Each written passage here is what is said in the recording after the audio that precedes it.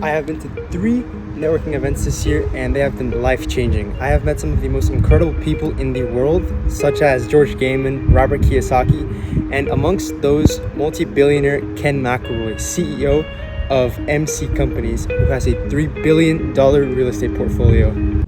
Ken has been in business for a very, very long time now. And one of the biggest principles that I learned from him is that you actually have to be very selective about who you hire. And you have to be only focused on hiring A players and hiring extremely talented individuals. For example, he went to Paris to the Olympics this summer.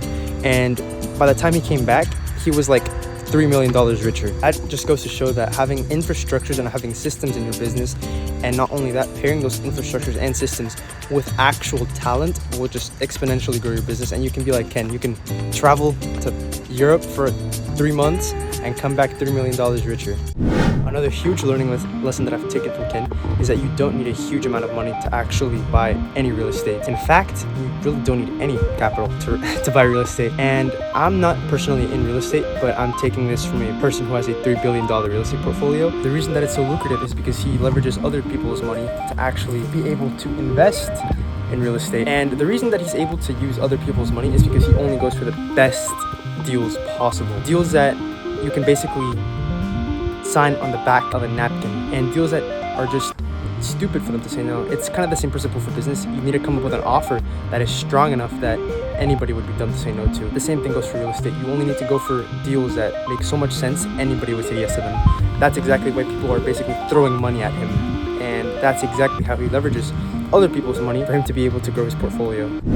Mirroring is crucial as well. I noticed this whenever I saw Ken talking to some people at Limitless. I noticed that he was not only mirroring the way that they were talking, but also kind of mirroring their body language. And I thought it was very interesting because I've always known that mirroring is huge whenever it comes to building rapport, and especially in negotiations. Since I'm taking a Yale course for negotiation and psychology, they say that mirroring is huge whenever you're wanting to actually close a negotiation, because people are more inclined to actually trust someone who they recognize, or who is basically, it gives them a sense of familiarity whenever you're mirroring. So if you're not taking it from me, I think you should probably take it from the most successful people in the world. Another one that is, in my opinion, quite obvious is that mentors are essentially the foundation to some of the most successful people in the world. And it dates back all the way to ancient Rome.